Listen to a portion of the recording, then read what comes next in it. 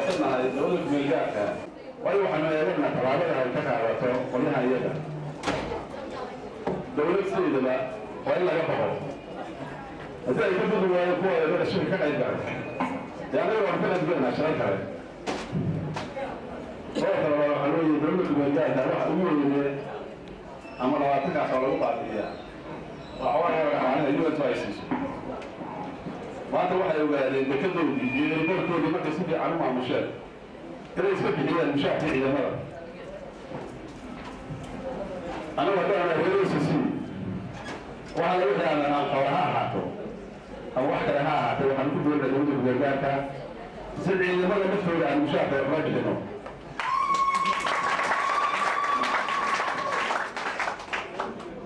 وأنت مثل حنقول دولة دولة بجاكا بقول كذا عدانا على سيسي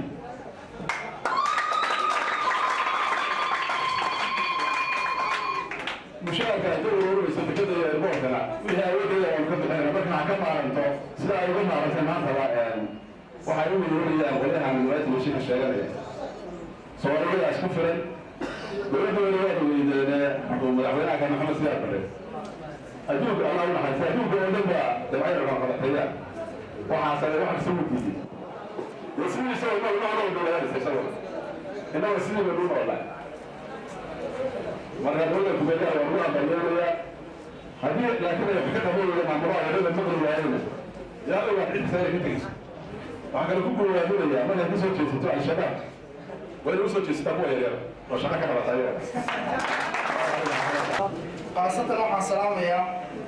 مدحضة SSC مامك SSC أي نقرأ سوق قبلي شركة كمانتا عن سوق قابلني بدي أنا نهاي كنتي قام قابلا شركة مانتا هالك كأبسط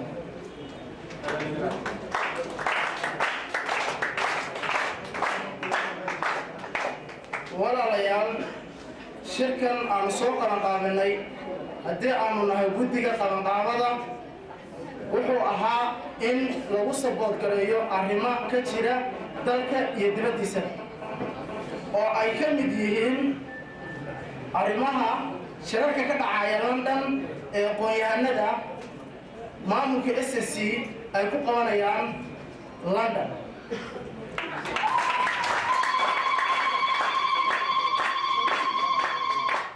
waxaan kale ku sabood gareynaynaa hoggaan ku-xigeenka SSC Colonel Ali Severey oo guulo fara badan hadda ka wada dhulkeena xagga nugaasha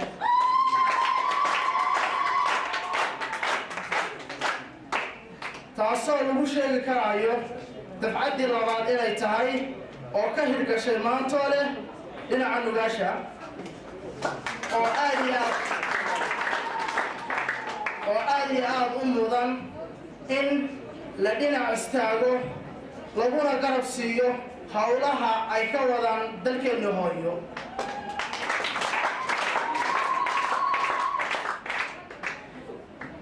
tasaddexaad waxaanu ku dhayacaynaa ama ku cambaaraynaynaa burburinta uu ku wada Soomaaliya Mahiige ninka lagu magacaabo shirarka ka wada dalka dalka Kenya ee uu ku cambaareen ee uu ku burburinayo systemka maanta Soomaaliya u taagan ee uu hogaamiyo madaxweyne Shariif Sheekh Ahmed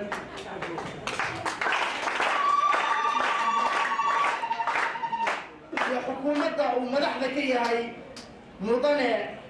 عبد الله محمد فرماجي بس رسالة قالوا لها waxaan marlabaad halkaas ku support gareynayna aan garab taaganahay dawladda federaalka ummadda Soomaaliyeed oo aan jecelahay naftayada iyo maalkayga inaan u hurno xil kasta ka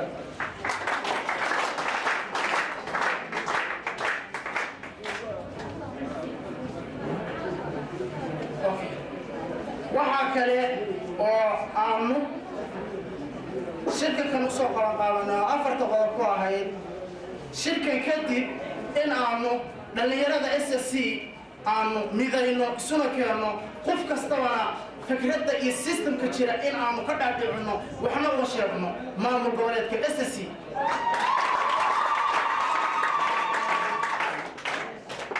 لأنه maamulada dhinacyada inaga xiga waxa halkaasi heerkaas gaarsiiyey waa inaga da'deena ah oo inaga mida oo aan inaga magac dheerin inagana dadnimo fiican waxaan kaloo mahad khaasatan aan u celinayaa maamulooyinka halyeeyada ah ee inala garab taagan naftooda iyo maalkooda iyo dadnimadooda waxaan dhahayaa maamooyin waanu ini ogsoonahay inamana aanna ilaabin ee hanaga muraajabina ayaanu ini leenahay maamooyin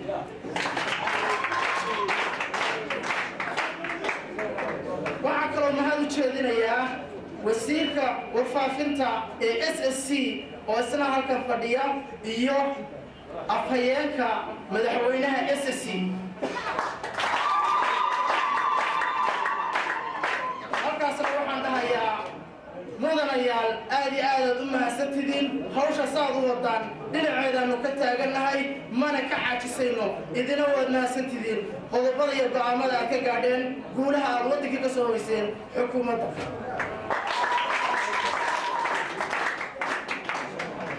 dadku in badan waxay yidhaahdeen darwiishland xaggay ka dhacday balse maanta waxaan dhihi karaa soo noqoy libaaxi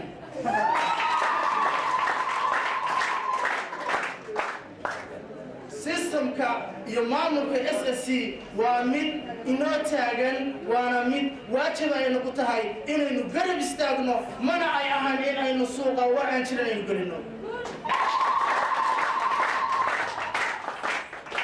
لأنه ما أنت وحين موقتي سيستم كيني مجريني دنمديني إن عيسان نقطي أو عيقصان نقطي قبل الذيني أو SSC ما أنت قراد جامع قراد علي قراد جامع قراد إسماعيل إيو اسمه كلا لا شقينا وين سيهن بقولنا ومقهينا هيل إيو هو إيو ما دام إيه الملاحظة يدي ولو نقدر تاجنا وأنا دعي كرتا من سياسي أما من إسنا أما من دليرة أو فكرة كلا آمسن بس ما أي أهم سيستم كي مجا عشرة إلا بقطع حاشية طفق له كوسية أو تركاجي قد يدا لا تكبر برناس فعطوا نحكي لله هاي مدن محمد عبد الله محمد فرماجو بقول ما سنتاي هذه حكومة دعوة كل بدن بتكسر ويسدينا عقون فرطة ونقرب تاجرنا هاي ونقرب تاجرنا SSC هالمراتو SSC هالمراتو سومالي هاي سرعة من ميدودو وإذا تضي كبرك الإلهي نجابته أوليك بوضع جبت الإلهي نجابته ضفت أمة الصلاة إلهي قوته ويسوس طالعه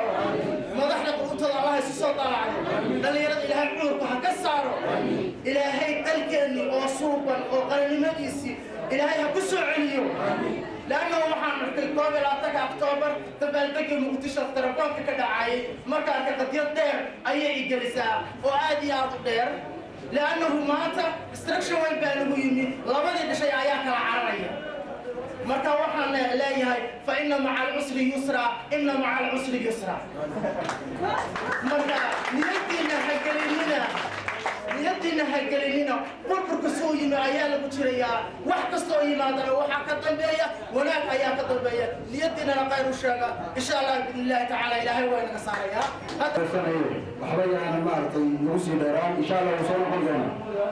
وحنقول يا سوري ولا ما أعطي وبرا الشيء صدق إبراهيم كسر صدق بسم الله الرحمن الرحيم لما سي شيء إن أحنا مركز دي أكون ما نهاي لكن بشر عليه السلام يا دمانتي السلام عليكم ورحمة الله تعالى وبركاته مركز هكذا أبا أفرح سنة ليالي ما أنت سوتيني أو أي كامل تودي رنتي مركز وراء المنصرين أي جتان تميرون يجا حوجا يجا الله والبقرة marka aad baan u faraxsanahay maanta intaasoo dhallinyaro ay isu timaado oo ay danaheennii iyo wixii inoo yaalay ay diyaar u yihiin inay kaalinta koowaad ka qaataan waa wax runtii aad ugu farxo waxaan jeclahay inaan arrin xalay igu dhacday mar baan internetkayga xalay waqti weliba aad u dambeeyey waxaan ku arkay tacsi loo dirayo ilaahay ha u naxariistay wiil dhallinyara oo gobollada SSC ka yimi oo ku dhintay badaha Liibiya ilaahay wiilkaa yar horta naxariistii janna ha ka waraabiyo dhammaanteena aynu u ducayno markaan akhriyey laba siba way i xanuujisay si way i xanuujisay wiilkaa dhallinyarada ah ee xoogga soo kacayay ee dhintay aad baan uga xanuunsaday mar labaadna way xanuujisay waxay iga xanuujisay waxa ku kalifay wiilkaa inuu tahriibo oo uu dhulkiisa ka tago waxa weeye wax jira weeye oo wax baaba'ay runtii maaha waxaa ka dhaqaajiyey dhulkiisii gurigiisii hooyo deegaankiisii waxaa ka dhaqaajiyey wax mustaqbala oo uu u arkeeyey ama u muuqday baan jirin marka waa masiir dhan oo baaba'san waxaa kaloo ii xanuujiyey ma ahayn isaga keliya maaha dhib boqolaal baa hadda dhexda kusii jiro oo suudaan iyo meelaha kusii jira qaar baa liibiya ku rafaadsan xanuunkaa marka uu waxa weeye wiilkaa yar geeridiisaasi laba goor boo i xanuujisay marka masiirka ummaddeenna iyo deegaankeenna haddaynan inagu qabsan oo aan inagu aynaan talada dhulkeenna aynaan qabsan oo aynan horumar gaarsiin dhulkeenna oo aynaan hadda wax waxbarashaa oo ka jira deegaankeenna ma jiraan jaamacadda Nugaal University baa jiri jirtay u malayn maayo hadda inay full functional tahay oo wax shaqeeya runteeda tahay markii ugu dambeysay guri kiraa bay ku jirtay guri ay jaamacaddu leedahay ma jirto deegaanada kale maalin kasta TV-ga markaad eegto waxaa la sagootinayaa dhalinyaro xaflado qalinjabina dhalinyaro aadaya fursado waxbarasho dibadda Suudaan Yemen Malaysia Masar dhulkeena kama jirto waxaas Soomaalidu way baaba'san tahay laakiin way nagu sii daran fursado waxbarasho ma jiraan fursado shaqo ma jiraan marka waxa weeye dad badan baa waxay u arkaan marka laga hadlayo arrimaha SSC inay yihiin wax iska arrin political ama arrin siyaasadeed laguna kala fikirkana lagu kala duwanaan karo anigu waxaan qabaa inaysan arrin siyaasadeed aysan ahayn ay tahay arrin masiirka ummadda ee dambe lagaga tashan oo loo baahan yahay in qof kasta uu ka qayb qaato sababtoo ah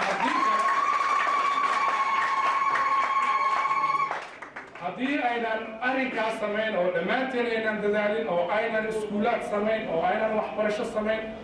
oo aynan horumar dhulkeena gaarsiin cid inoo maqan oo samaynaysa haba yaraatay ma jirto marka hadalkana runtii kuma aan soo taligelin oo inaan halkan ka hadlo qiimo diyaarsanayn kumana dheeraanaya waqtiguna waa nagu celiyo waxa weeye halala socda arrinkani waa arrin masiirka ummadda ah ma aha arrin wax siyaasadeed ama wax fog ma aha waa arrin fog oo dheer oo loo baahan yahay dhammaanteen inay ka qayb qaadaan waa mahadsantihiin